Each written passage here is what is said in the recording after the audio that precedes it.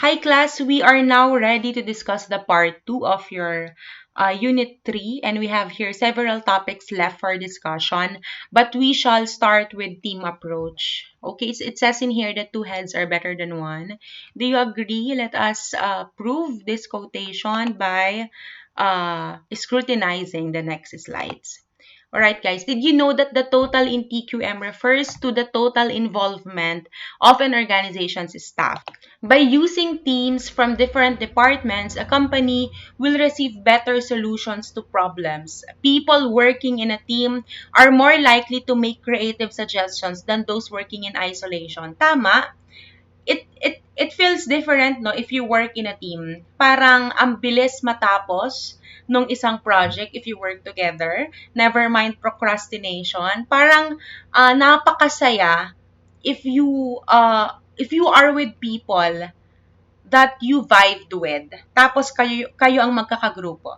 Right? You know what? It matters. For me ha, it matters talaga kung sino ang makakasama mo sa isang team. Kailangan masaya ka, inside and out. Walang halong plastikan. Right? You know what? If I work with people that I like to work with, no pretensions. I can finish a certain task. I am motivated to do more. And I am open to give my suggestions without hesitations. No? It's very important, guys, that you are working with a team that you have the same vibes with. Kung hindi naman kayo pareho ng same vibes, then that's the time that you exert your interpersonal relationship with others, because I believe that in the future, you will encounter lots of people, rude people, that will challenge your interpersonal personality. So that's one thing that you have to be prepared, right? The world, really, the corporate world, I should say, is a jungle. It's not a walk in the park, guys. So be prepared with this kind of people. Invest in learning human behavior so that it will be easier for you to deal with this type of people, because mabibigla ka talaga eh. You will be culture shocked if uh, you do not understand the behavior of these people. Bakit siya ganito? What makes this person angry, or the strength and weaknesses of a person. So, yeah, just a tip in learn the concepts of human behavior. All right, so next, guys, what is teamwork? It's the ability to work together toward a common vision, the ability to direct individual accomplishments toward organizational objectives. It is also the fuel that allows common people to attain uncommon results. This is from Andrew Carnegie. I'm sure, guys, this is not new to you. Alam nyo na kung ano ang teamwork. You know what it's like to work in a team. I mean, everybody has their own definition of what effective teamwork looks like, right? Every team leader knows how important good teamwork is to business success. But take note, not everyone knows how to create a work environment that facilitates a successful teamwork. Not everyone knows how to lead, right? And this is what I have to say. When you are in a team and you are just a member, you should be prepared to lead. Bakit? Because teamwork and leadership, these are two integral parts of a group communication. And I believe that you will work in a team, and at some point, you will be called to lead. All right? You may emerge to that role as the group recognizes your specific skill in relation to a task. Or you may be appointed to a position of responsibility for yourself and others. So you will not just be a member forever, right? You will also be called to lead. Okay? Next, guys. Now, there are three types of teams. I'm sorry. That's QI team, quality improvement. These are temporary teams with the purpose of dealing with specific problems that often reoccur. Okay, this is also known as the work improvement team. Guys, take note. So, they meet regularly to deal with problems that often reoccur. Okay? So in MMSU guys, we have a QI team which is called as the ADCO or Administrative Council team, comprising of heads of different units and deans of all colleges. Okay, so the chair of the ADCO is the president, and every month an ADCO meeting is held to discuss important matters and achieve a common goal for which they share responsibility. Okay, so after the ADCO guys na monthly, a college council meeting should be conducted by the dean to cascade informations to all employees. Right? Makita yun yung flow of information na from the president, then ADCO, and then from ADCO to dean, and then college council meeting through the employees of MMSU. So that's how it goes. Okay, problem-solving team naman, guys. Okay, these are temporary teams to solve certain problems and also to identify and overcome causes of problems. So this a team implements solutions to real-time problems. In here, guys, a meeting is conducted to lay down problems, and a workshop is done to identify how the solutions or to identify the solutions to the problems. All right. So number 3, this is a natural work teams. Okay, this team is consists of small groups of skilled workers who share tasks and responsibilities. These teams use concepts such as employee involvement teams, self-managing teams, and quality circle. So this team, guys, is tasked to administer and assure that employees are achieving optimum performance. The team is from the Human Resource Office. Take note. They use behavioral tools and work survey forms, and the every employee must answer the tool being given to them. And from there, the natural work team must assess the response of every employee. Tapos, doon nakukunin ni natural work team kung anong workshop ang pwedeng gawin sa mga employees. Okay? So, kung team building ba, kung may problema ba si employee, then it could be counseling. Kung may problem ba sa communication, then, or language, pronunciation, ganon. A communication skill workshop could be conducted, mga tipong ganon. Okay? So, next guys, yeah, production companies are also using this abbreviation to motivate workers, team, which is together everyone achieves more.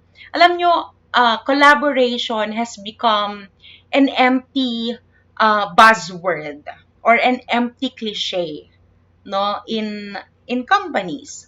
In fact, according to Jeff Bezos, the Amazon of CEO, dinisregard niya yung concept na empty cliche ang collaboration. Sabi niya, you know what? Collaboration is so simple. It's what makes teamwork successful. It opens new channels for communication. Tama? It's when a production department taps the marketing department to create an enticing environment.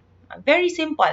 It's when a vlogger collaborates with another vlogger to gain more followers and to have more income. Mga tipong ganon, no? Hindi natin namamalayan na we are already practicing collaboration, no? So, yun, it's very simple. Collaboration is very simple. Collab is like this. You are watching this discussion because you want to collaborate with me, right? So, it's very simple. You are already doing it.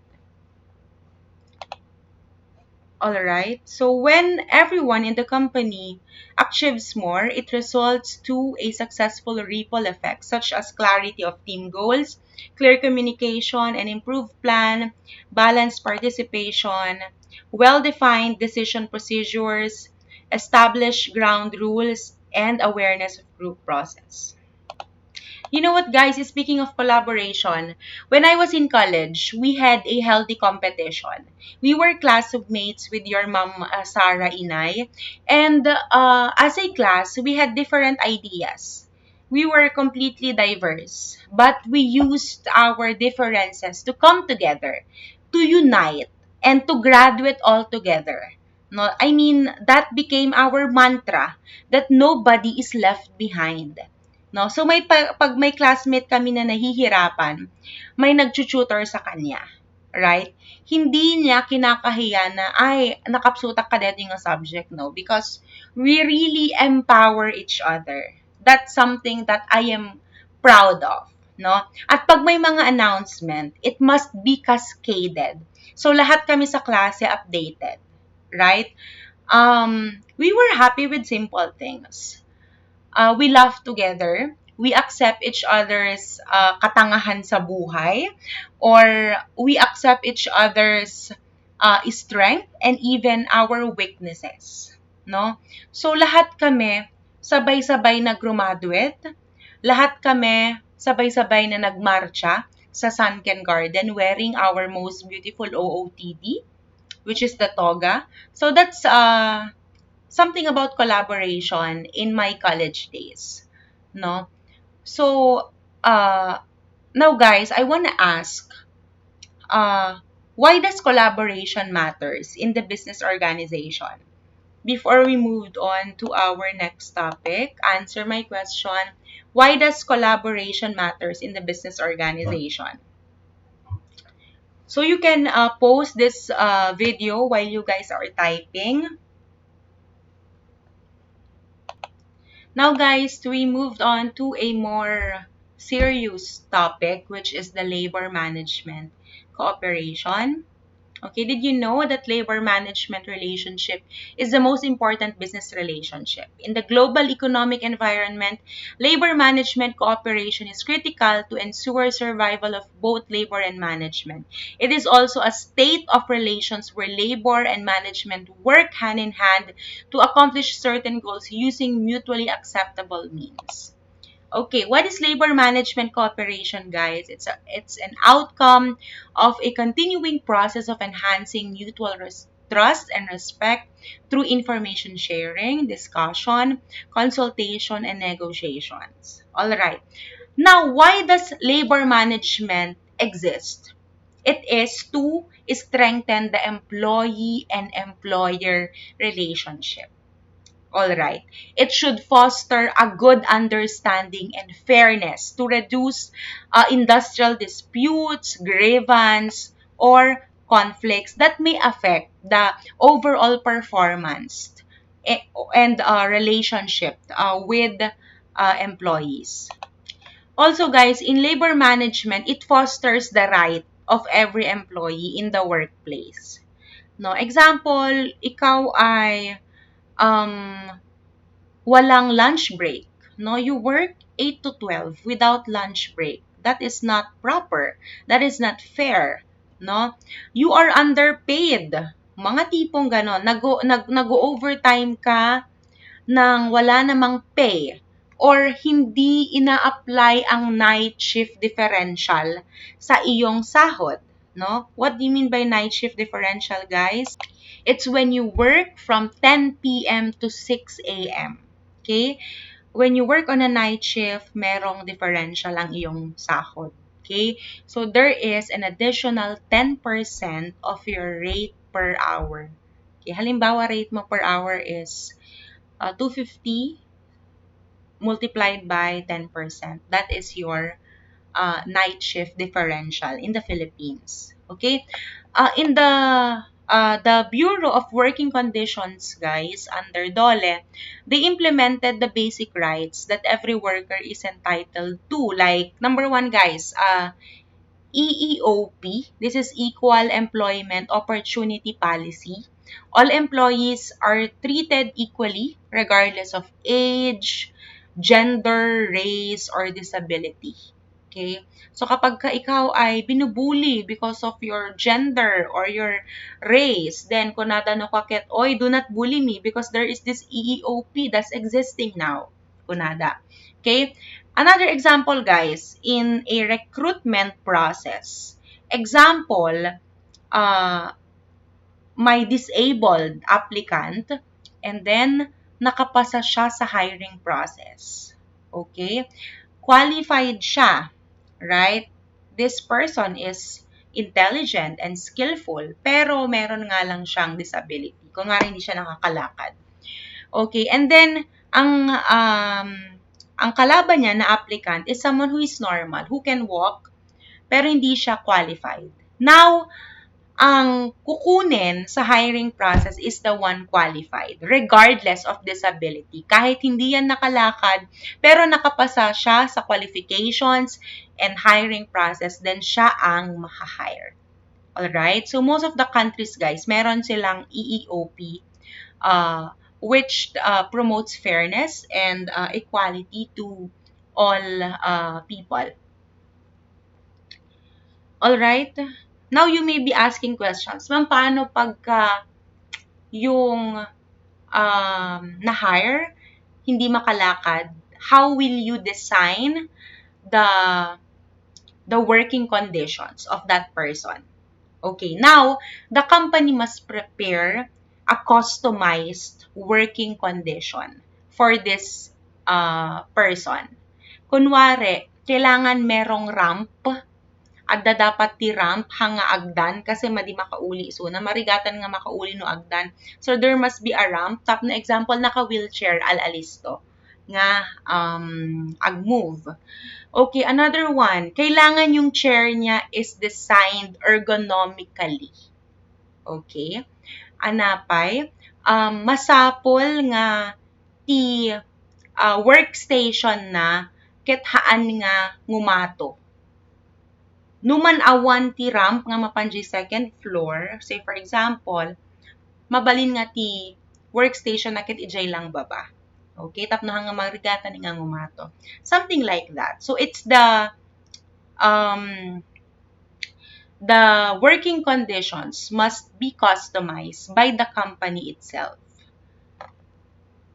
Alright, next guys, number 2 is the right to self organize or collective bargaining. So you have the right to join a union. Number 3, guys, leave benefits. Of course, you're entitled to avail sick leave, vacation leave, and filial leave, among others. That's one right of an employee. Ano pa? Number 4, guys. Ano pa? You are also entitled for normal working hours, 8 to 5 with lunch breaks. Next, guys, a need for labor and management to cooperate. Yes, they are social partners sharing a common interest in the success of the firm and the economy, specifically to promote workers' participation in decision-making process, to create a labor relations climate conducive to productivity improvement, and to improve the quality of work life. These are the effects naman, guys, of labor management on the roles of employees. Number 1, for employees, they will have a sense of purpose and commitment to jobs. Kapag ka nakipag-cooperate sila sa labor management or sa employers. Number 2, magkakaroon sila ng job security. Okay, number 3, they will have greater input into decisions. Okay, on the side naman of employers, kapag ka nakipag-cooperate si employers sa mga employees, if they will be social partners, then there will be an empowered workforce. Ano pa? Merong continuous improvement and learning. Ano pa? Number 3, there is also an open communication where suggestions are acceptable and recommendations are valid. In conclusion, labor management cooperation have the potential to improve company operations, enhance worker satisfaction, and strengthen union legitimacy. Ultimately, the cooperation takes into account the fact that all parties, whether it's employees, unions, and employers, are alike and they have an interest in determining whether a company succeeds or fails. In the Philippines, guys, labor management cooperation has a relation with the uh, benefits or the pay that the company gave to the employees during the time of pandemic. So, maaring nagbigay si employee ng hazard pay or nagbigay si employee ng benefits, mga rice allowance, mga ganon. Or maaari ding nagbigay si company ng donations or nag-open si company ng uh, loan program to the employees. So, mga tipong ganon. And then also guys, magkaiba ang termination and layoff. I'm pretty sure na amuyo detan. So termination guys, when you violated something, it could be stealing, theft, or whatever violations that you had. Kunwari, lagi kang tardy, tapos nakailang suspension ka na until such time na the company decided na you will be terminated because they gave you lots of chances. So that's termination. You violated something. Layoff naman, there is a sudden change in the administration or in the company policies. Like kunwari, before, a government agency is accepting an applicant even without civil service.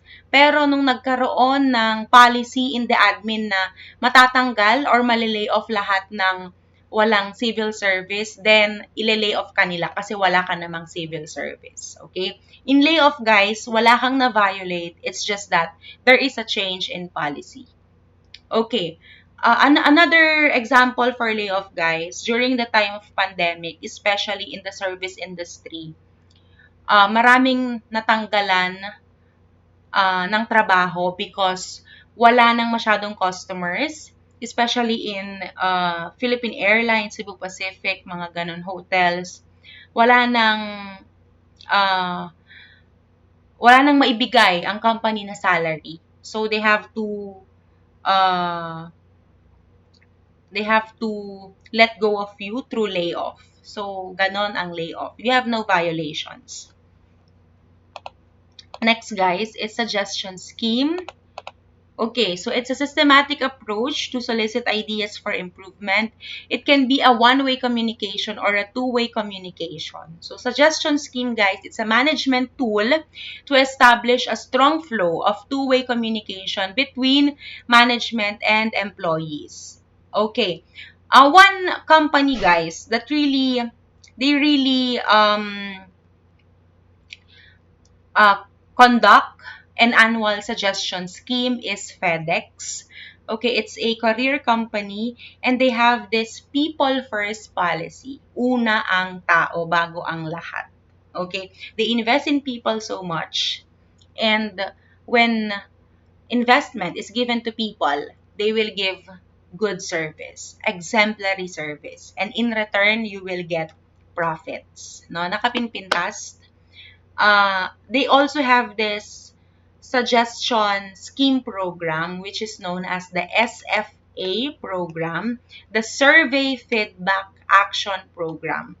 So this program provides a statistical measurement and employee satisfaction and opinions on management. Okay, so every year, this survey is given to employees and then results are tabulated, and managers will hold feedback sessions with their employees to discuss survey findings. Okay? And then after discussing all the survey findings, the company will develop written action plans to solve the problems and implement suggestions. Okay? The next year, Ton, they will assure that all of these written action plans will be implemented. And then the following year, kasjay dumanin. Alright, so that's the FedEx. Now, guys, what are the benefits of suggestion scheme? One, good flow of communication, improve workplace vitality, improve organization's operation. And these are the types of improvement ideas: how to make job easier, how to reduce defects or rework, how to work safely, how to enhance customer satisfaction. What are the examples of unacceptable suggestions? One, management policies. Wag mo nang questionin or wag ka nang mag-suggest ng isang policy na matagal nang na-approve. Alright? Because suggestions must be done noong brainstorming pa, noong proposal pa. Alright? Because, first and foremost, your suggestion will not be accepted anymore because it has been approved by the body. Okay? Kung may revision man, pwede. Alright? But it will take a long process again. Through brainstorming, through proposal, through votations, something like that. Number two, personal issue. Kapag ka may dinadamdam ka sa personal manager or to anybody, your coworkers, wag mo nang i-suggest. Kasi hindi na nila ito i-accommodate. You must go directly to the HR office or to the unit concerned. Alright? Kapag ka naiinis ka na, ito si Mr. Ganito, lagi siyang late, pero hindi niya pinapagalitan. What is wrong? Bakit siya na-promote, ako hindi? Mga tipong ganon. So, they will not accommodate those or entertain those. 3, guys, opinions, wishes, and complaints. Kapag ka wish mo na sana hindi na madelay ang sahod or sana may pamilk tea si manager, si boss, ganon. So, they will not entertain those. You go directly to the concerned unit or department. Ito naman, example of acceptable suggestions. Cost-cutting improvements, improving quality products or services, shortening delivery time, and enhancing morale. Okay, guys, are you still with me? I hope that you're still with me. Evaluation criteria for suggestions. What are the criteria? Number 1, benefits. Alakit panunutan met no adati long-term benefits na that is suggest mo. Number 2, research effort. You have at least made it a point to research, thorough research. Hangate nag-pop up ta panunot mo ket in suggest mo. Feasibility. Is it measurable? Creativity. Okay? Does it foster innovation? Sustainability. Will it be a suggestion that will be sustained for a lifetime or sustainable lang ka di specific period of time? Baka pang 1 week lang a suggestion. Originality. Is it your own suggestion or you just pinidot mo laing, nangeg mo laing ti kaubraan kit isubmit in suggest mo? Alright. Now guys, we have here facilitating factors to a successful suggestion scheme. Sino ti ag-facilitate? Number 1, the top management. Okay? Number 2, there is also an involvement of the middle management. And number 3, the last one, there must be a facilitator of the suggestions. Okay? So we have here tatlong facilitating factors. Okay, a suggestion could be acceptable, but there are also underlying factors of its failure. Here's why.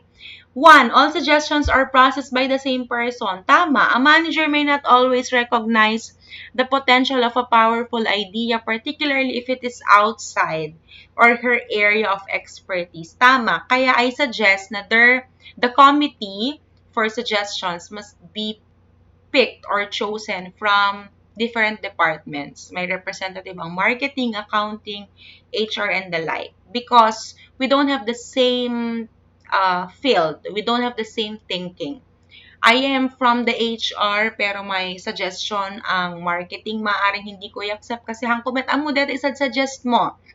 Okay, so kailangan agtitipon diverse ideas rolled into one. Number two, most of the time, the suggestion scheme or box only collects ideas, not suggestions. Although some are processed, others are not. This is the reality that we have to admit, guys. Your suggestion could be in a box, but we'll never know uh, when it will be opened or kung kailan mababasa, kung na-acknowledge man lang ba. Okay, so you don't even know if your suggestion is sent to the concerned unit. So, yon, it's unpredictable. It's unknown because we don't know, yun nga, when it will be processed or not. Kung mabavalidate ba, kung ma-acknowledge ba. So, that is the disadvantage of a suggestion scheme or a suggestion box. Okay? So my suggestion is that there must be some guidelines for handling suggestions. Like, say for example, number one, you should set guidelines on how often suggestions will be reviewed. Number two, who will review and approve suggestions. And number three, the steps for implementing approved suggestions. So, para naman we feel that our opinions are validated. Next, guys, yan, process approach. This is the last topic. Okay, so in Unit 2, we focus on product and service quality, hindi ba? Now naman, we shall be focusing on process quality.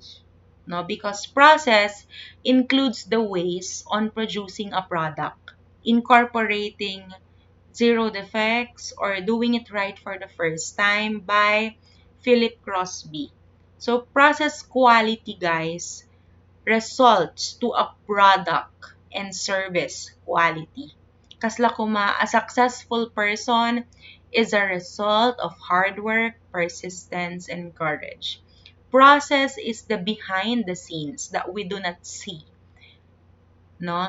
So, every product that has high quality is because of a invested quality on process. So Six Sigma is a set of techniques and tools for process improvement. It seeks to improve the quality of the output of a process by identifying and removing the causes of defects and minimizing impact variability in manufacturing and business processes. To achieve this, Six Sigma projects follow two project methodologies inspired by Deming's Plan, Do, Check, Act cycle. This methodology is composed of 5 phases, bear the acronyms DMAIC and DMADV. So, eto. Alaba sa akin yung tulata deto yun, guys. But I will summarize each phases. So for DMAIC, this is used for projects aimed at improving an existing business process. So this is a data-driven strategy to improve whatever process is existing in the business. Number one is define the problem. Okay, after defining the problem, number two, you should measure process performance. Number three, analyze process to determine root causes of variation or defects. So, pagka nag-analyze ka ng root causes of defects, you could use the RCA or the root cause analysis to uncover what are these causes. I-research yun to, root cause analysis. Number four, improve process performance by eliminating the root causes. No? So, naamo-amon, you already uncovered what are the causes, now you eliminate. Okay? The last one is control. Control the improved process. Okay? What are the things that you do to control the improved process? What are the tools? Number one, the quality control plan. So, this plan is used to document what is needed to keep an improved process. Number two, the Pokayoke, agbalbalikas. It's a mistake proofing to make errors detectable. Alright, so that is DMAIC. Maawatan nyo matlaang We moved on to DMADV. This is naman used for projects aimed at creating new product or process designs. So anything that is new process, DMADV. Number one, define the project goals. What are the goals? What are the goals of this product or project? Number two, measure factors that are critical to project goals. After measuring, analyze. The team now analyzes the process options that will best meet the customer's needs. Okay, number four, after making options or thinking of process to meet customers' needs, design. Design document. It's a document which is used to detail the process to meet the customer's needs. Number five, verify. Okay? In verify, customers' need are met through the use of the new process. Okay? So in DMADV, guys, this is more focused on meeting the customer needs, designing the process to meet the customer needs, the customer's need. Okay, we have here na, the 6S for process improvement. Alam nyo na ang 5S, hindi ba? Ang 6S, merong nadagdag, that is safety. Okay. So 6S is a system that aims to promote and sustain a high level of productivity and safety through a workspace. So number one, guys, is sorting. Okay, sort. It's the first step in the 6S methodology. Aims to reduce clutter and make it easier for essential work items to be easily located for improved efficiency. Okay. In sorting, guys, you could use the red tagging. In red tagging, it is done to mark the unnecessary items for immediate disposal. Kanyo ka red tag. While yellow tagging naman, it can be applied for those items that can be temporarily kept off-site for future use. Okay. Number two, in this stage of the 6S system is the set in order. The objective of this is to establish a systematic way of storing and retrieving items, thus helping maximize accessibility and space. Okay, in this stage, guys, items, equipment, and work materials will be tagged as essentials. Okay. So, itag mo amin nga essential son, ikam amin ti-mark na, and it should be placed in an organized manner in the most logical locations. Number three, shine. Okay, after non-essential items have been removed and essential items have been organized, the next step is cleansing. Okay. It includes activities such as cleaning the workspace, maintaining the pleasant appearance of every item, and using preventive steps to keep workspace tidy and clean. Okay? The objective of this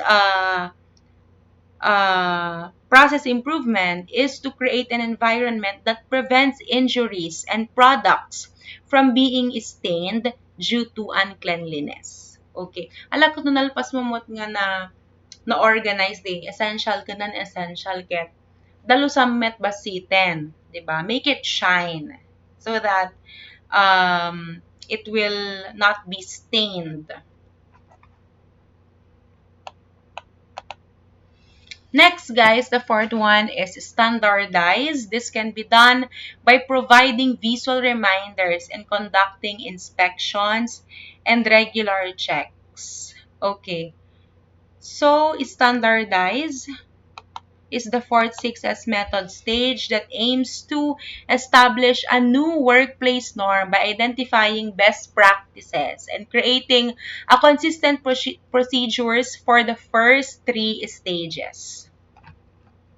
Number five is sustain. This is the most challenging step as the goal is to ensure that standardized procedures are applied continually over a long period of time until it becomes second nature in day-to-day work. Tama. Okay, so kasi tayo pagka naglilinis once in a blue moon, ganon, general cleaning.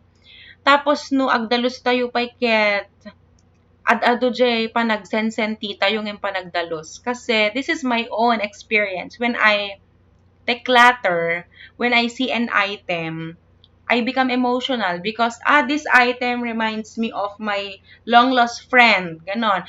This item has been given by ganito. Kasjay. Tapos, especially if I'm decluttering notebooks that I used to write on, makitkitak na gijay doodles or insursurat ko idikit. It will remind me of so much memories. So, adun to jay time nga nga pinagsensenti kon MJ pinagdaldalus kon. Right? So, who among you could relate to that? Memories bring back kung kunanan kwa. So, ayun. It's really hard to sustain. We have here, in our house, we have here a storage room. Wherein, ipanmilatan, itambak milatan, whatever nga mausar, awang pa iti red tag, yellow tag na. Basta agtitipunen. Kasi storage room, in my own perspective, nung aminahan ko nga madaldalapos deti nga banag, ket maawawan ti panunot ko nga ikanti attention, hang ko nga iururnos, kasi hang ko met madaldalapos nga kanayon. Ngem no kanayon ko nga madaldalapos, like say for example, the things in my room, that's where I clean. Ngem storage room, ket I do not clean kasi I do not see it that much. Awunay ti encounter mi kadetoy storage room. So that's I explain my 6S. Safety met, guys, it focuses on identifying hazards and setting preventive controls to keep workers safe during work operations and ensure that the work environment meet required safety standards. So all workers must have the training on work safety, and they must have proper gear during 6S to prevent them from hazards or any danger. Next, guys, another approach is the just-in-time. Okay. This is a strategy for inventory management in which raw materials and components are delivered from the vendor or supplier immediately before they are needed in the manufacturing process. Just-in-time means making only what is needed when it is needed and in the amount needed. This requires a carefully planned scheduling and flow of resources through the production process. Tama. The opposite of just-in-time is just-in-case. Okay? Magusgustuhan ni Philip Crosby ti just-in-time kasi hanak kaya ti adu nga production or products nga masaysayang. Okay? Just-in-time means producing only what is needed. Numano lang ti masapol ni supplier or ni customer, isola ti ma-produce. Hanak nga ag-produce just in case agkurang. No. Alright? So, you carefully plan scheduling and flow of resources so that you know nga deti lang ti masapol ni customer ko, iso lang ti i-produce ko. Hanak nga ag-produce ti sob-sobra, because it means wasting money, wasting time, right? And even wasting energy. So that is just in time, right? These are its advantages. Stock is only obtained when it is needed. So there is less working capital tied up in stock. Number 2, avoids the buildup of unsold finished product that can occur with sudden changes in demand. And less time is spent on checking and reworking the product of others, as the emphasis is on getting the work right first time.